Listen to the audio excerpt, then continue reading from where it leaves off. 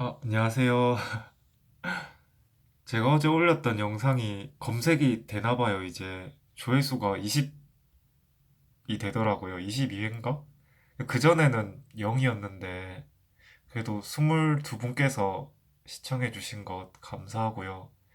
제가 미숙한 의견이고 그 의견이 맞아서 의견이 꼭 맞다고 올린 건 아니고요. 그냥 같이 제 생각이 틀렸을 수도 있는데 생각해 봤으면 해서 올렸던 거고요. 제가 뭐 항상 옳다고는 생각하지 않아요. 좀 시간이 오늘은 좀 빨리 퇴근을 해서 세 번째 책 리뷰를 좀 해보고 싶습니다. 행복하시나요? 보시는 분들은 행복이 무엇라고 생각하세요? 저는 책 최근에 행복의 기원이라는 걸 읽었는데 거기에서 읽은 것을 토대로 같이 이야기를 나눠보려고 합니다. 거기서 이제 행복의 기원을 진화심리학에서 이렇게 찾았는데요. 우리의 DNA는 생존과 번식 그 두 가지를 할 때 굉장히 행복함을 느끼게끔 설계되어 있다고 합니다. 진화심리학은 19세기 그 찰스 다윈의 진화론으로부터 이렇게 파생되어 온 심리학과 그렇게 융합이 돼서 생긴 학문인데요.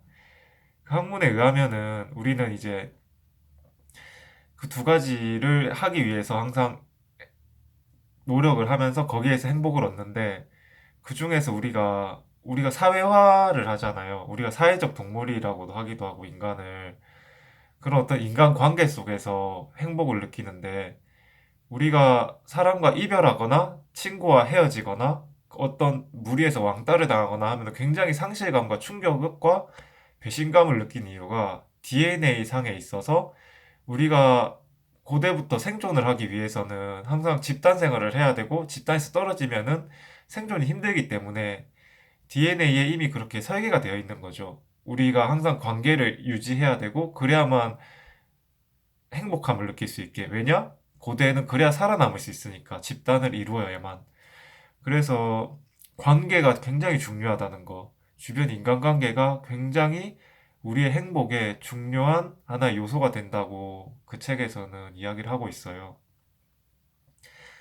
물론 행복이 모든 사람의 그 관계가 전부라고는 생각은 하지 않아요.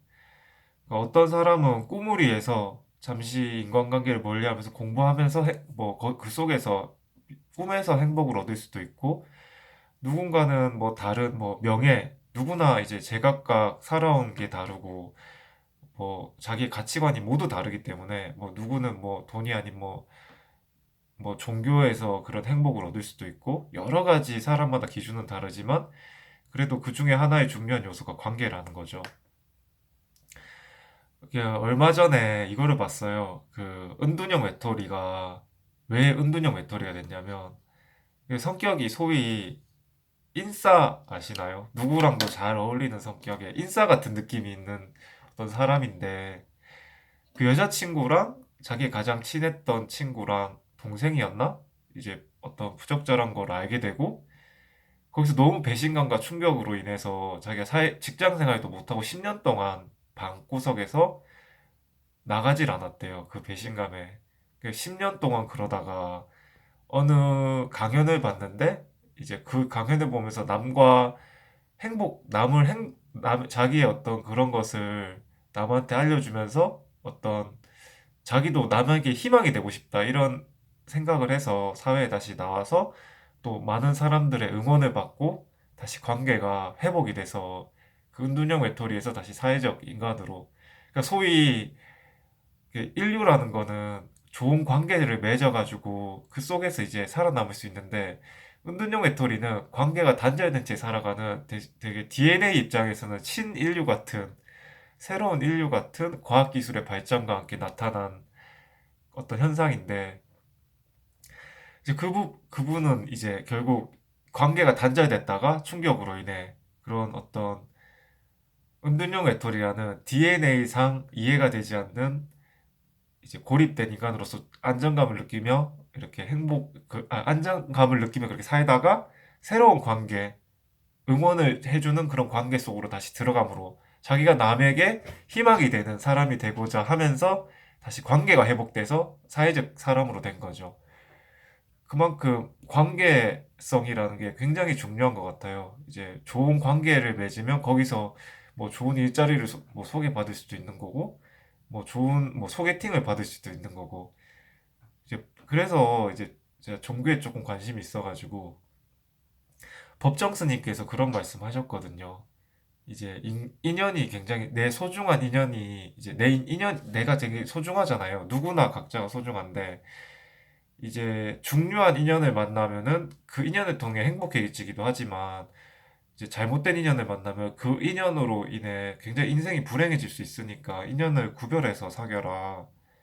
뭐 아무나 이렇게 사귀는 게 아니라고 이게 인연이란 게 관계라는 게 굉장히 중요하다고 하는 이야기 같기도 하고 이제 성경에서도 주기도문에 하늘에서 그 뜻이 이루어진 것 같이 이 땅에서 그 뜻이 이루어진다고.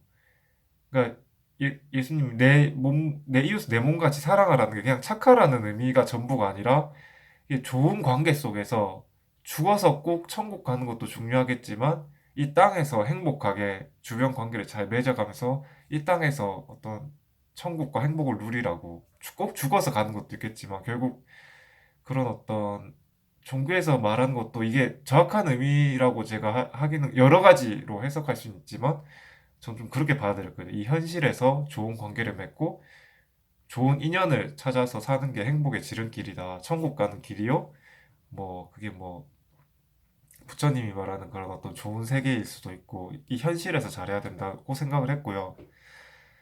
근데 뭐 그만큼 관계가 중요하지만 또 그게 관계성이 행복의 전부는 아닐 수도 있거든요. 그러니까 예를 들면 제가 그 서울에 저기 코엑스에 거기 뭐지 꿈뭐 서점 있잖아요. 갑자기 생각 이름 안 나는데 그 때마침 서울에 무슨 세미나 봤다가 거기 갔었는데 그 행복에 대해서 이야기를 하더라고요. 근데 이제 행복의 의미적인 것에서는 이제 세 가지를 그분께서는 강조하세요. 세 가지가 뭐냐면 행복을 막는 요소가 첫 번째가 이제 뭐 남과 비교하면서 체면 트렌드 같은 거, 아니 체면 같은 거. 그러니까 뭐 비교 체면, 최면 말고 체면. 그러니까 뭐 내가 못나 보이고 인스타 같은 거 보면 친구가 많거나 뭐 그런 걸로 인해서 비교당하면서 자기의 행복을 갉아먹고 두 번째가 트렌드. 그러니까 지금 트렌드가 굉장히 빨리 많이 이렇게 하면서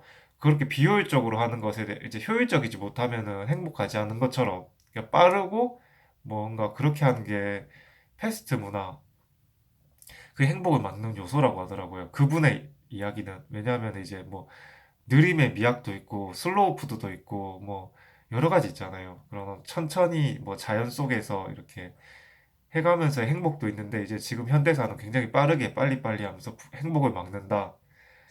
그리고 세 번째는 이제 남의 행복한 말, 그러니까 좋은 말들, 이게 남의 이야기인데 그때 그 시점에만 맞는 건데 이제 나만의 행복 그게 없는 거죠. 남에게 맡겨진 행복이라고 해야 되나? 남의 행복론을 자꾸 나한테 대입하는 거죠. 나만의 행복이 없이 계속 그런 행복을 쫓는 것들이 또 행복을 막는 세 가지 요소라고 하는데요. 이제 DNA적 관점에서 행복의 기원을 이해했을 때 관계성이 굉장히 중요한데 그 이외에도 행복의 의미로 들어가면은 조금 모든 게 설명은 되지 않는다 하지만 행복에 있어서 이제 관계라는 건 굉장히 중요하다는 거. 두섭지만 예, 세 번째 영상이네요. 모두들 자기만의 행복의 기준이 있을 것 같아요. 우리 법에서도 행복 추구권을 헌법에서 정하잖아요. 행복이 그만큼 모든 분야 사람들에 있어서 중요한 화두인 것 같고요. 뭐, 누구나 각자 살아온 게 다르니까 가치관도 다르고, 이제 저마다의 기준에서, 음, 어제의 내가 오늘의 나한테 행복하냐고 물었을 때 나는 뭐라고 대답할 수 있는지, 그 기준은 무엇인지 각자가 한번 생각해보고 찾아봤으면 좋겠습니다. 예. 감사합니다.